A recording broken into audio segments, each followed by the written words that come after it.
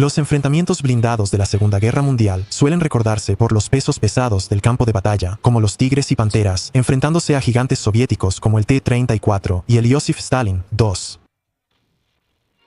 Los enfrentamientos al final de la guerra suelen dominar los libros de historia.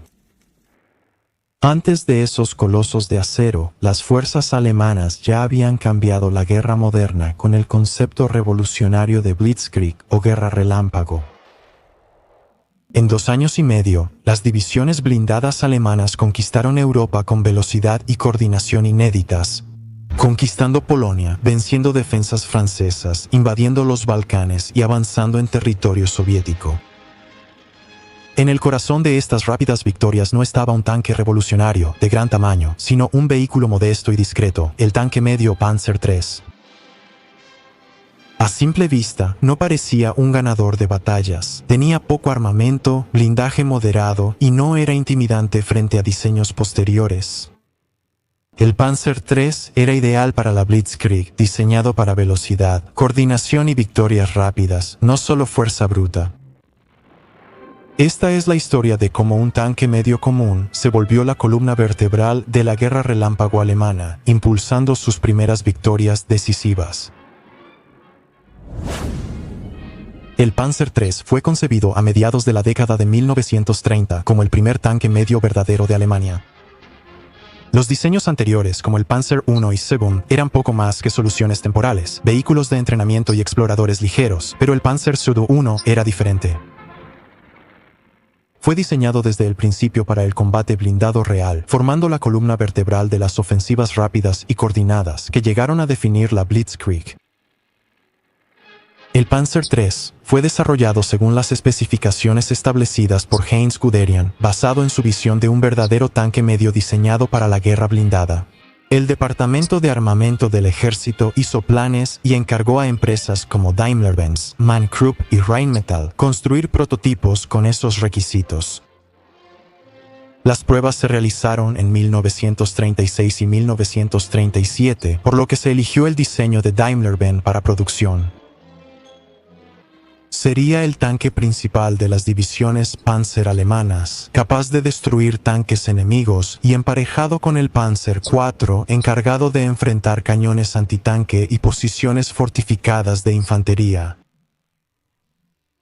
El primer prototipo del Panzer III, designado como Modelo A, fue presentado en mayo de 1937 y 2 años después comenzó la producción en masa.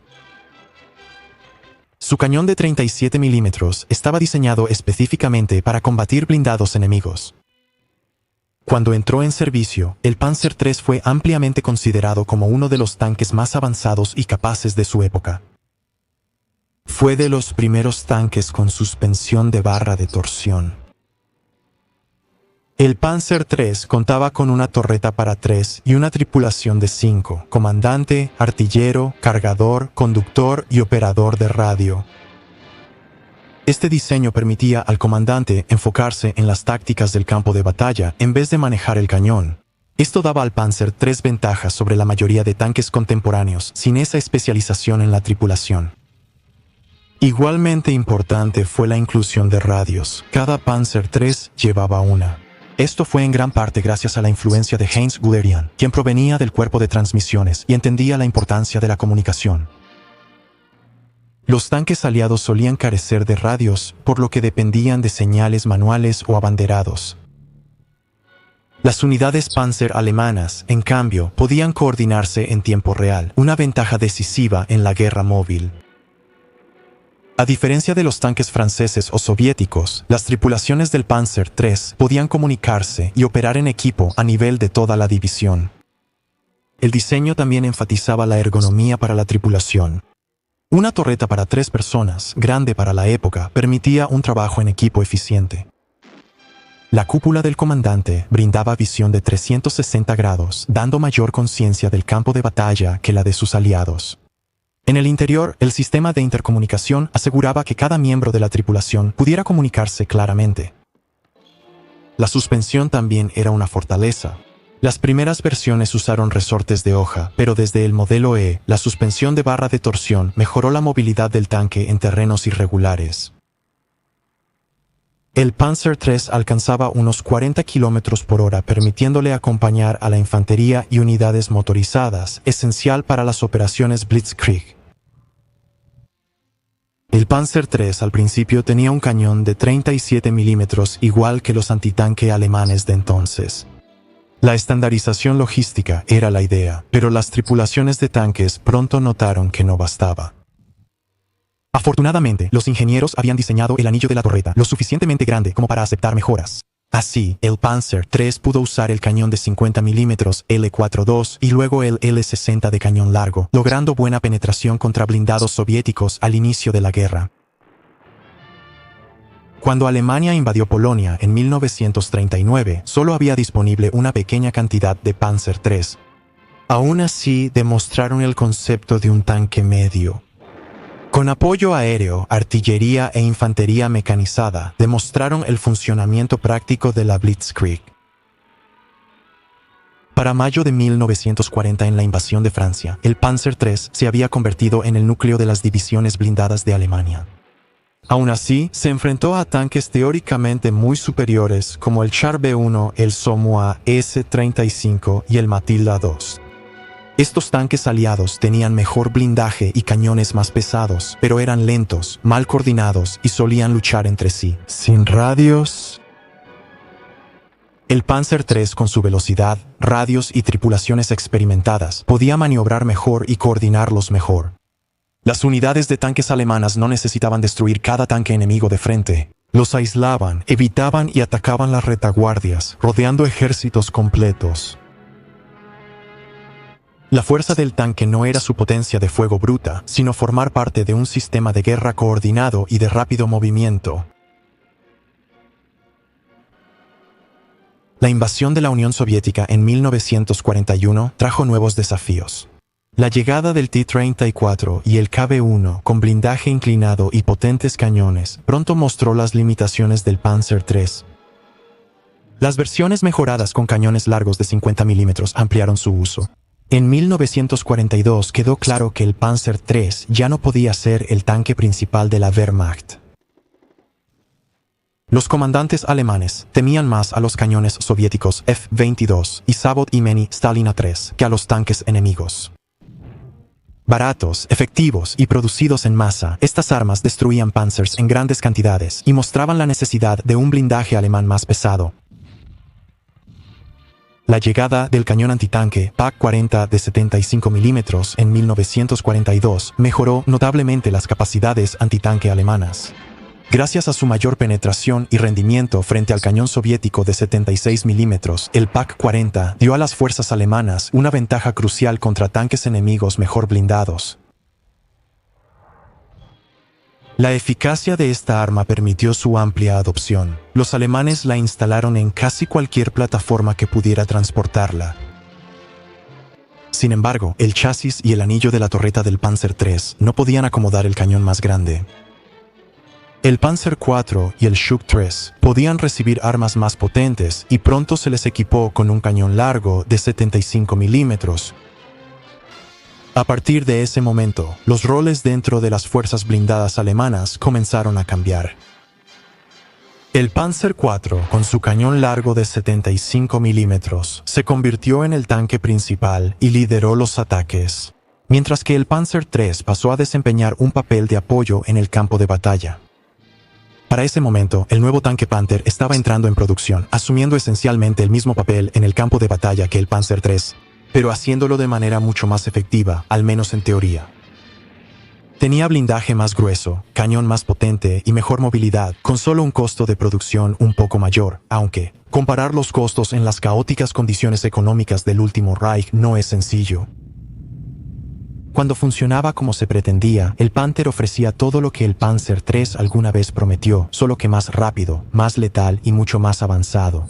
Sus primeros modelos eran conocidos por averías mecánicas e incluso incendios en el motor. Desde su primer modelo A hasta el modelo N de finales de la guerra, el Panzer III creció significativamente, llegando a ser casi un 50% más pesado que sus primeras versiones, pero aún así seguía siendo móvil. Esto se logró gracias a la suspensión de barra de torsión del modelo E. La protección blindada se mejoró hasta 50 milímetros con blindaje adicional espaciado. A pesar de estas mejoras, el Panzer III nunca fue diseñado para ser el arma pesada de Alemania. La doctrina alemana veía a los tanques como parte de fuerzas combinadas, no solo como cazatanques. Los cañones antitanque, cañones de asalto y después tanques más pesados tomarían ese papel. Aún así, el Panzer III seguía siendo adaptable. Su chasis era confiable, fácil de reparar y bien adecuado para modificaciones. Una de las grandes fortalezas del Panzer III era su confiabilidad. En campañas donde las fallas mecánicas destruían más tanques que el fuego enemigo, el Panzer III se mantenía bien. Su motor y transmisión no estaban sobrecargados por exceso de peso, a diferencia de diseños posteriores como el Panther, que tuvo graves problemas de confiabilidad en Kursk. La facilidad de reparación también era clave. Las unidades alemanas decían reparar el 75% de los tanques dañados. El diseño simple del Panzer III facilitaba su reincorporación al servicio. Un Panzer III funcional en el lugar y momento adecuados valía más que un vehículo más pesado pero averiado. El Panzer III junto con el Stuck III estaba entre los más fáciles de reparar. En una guerra donde la disponibilidad era más importante que las especificaciones, esto mantenía operativas a las fuerzas blindadas alemanas. La batalla de Kursk en 1943 marcó el punto de inflexión. Aunque los Panzer III seguían siendo eficaces en apoyo, estaban cada vez más superados. Desde entonces, la mayoría fue relegada a teatros secundarios, entrenamiento o tareas antipartisanas. Desde el inicio de la producción en masa, en 1939, hasta su última serie, en 1943, se construyeron aproximadamente 5.775 Panzer III de mediana edad en 14 variantes diferentes. La versión final, modelo N, se adaptó para funciones anti-infantería y de apoyo, no para combate entre tanques.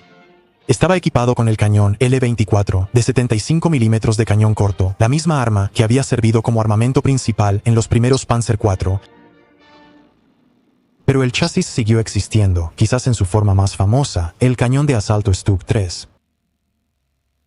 Sin torreta, blindaje más pesado y el cañón L-48 de 75 milímetros, fue el vehículo blindado alemán más producido y el cazatanques más exitoso de la guerra, con más de 30.000 bajas acreditadas.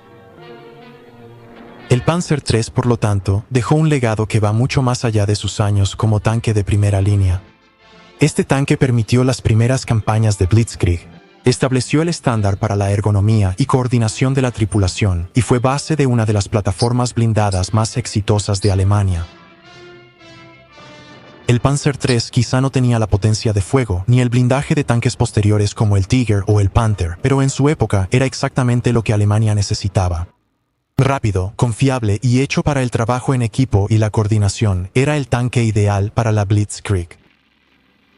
Su éxito no residía en una fuerza abrumadora, sino en permitir el tipo de guerra mecanizada que redefinió el combate moderno.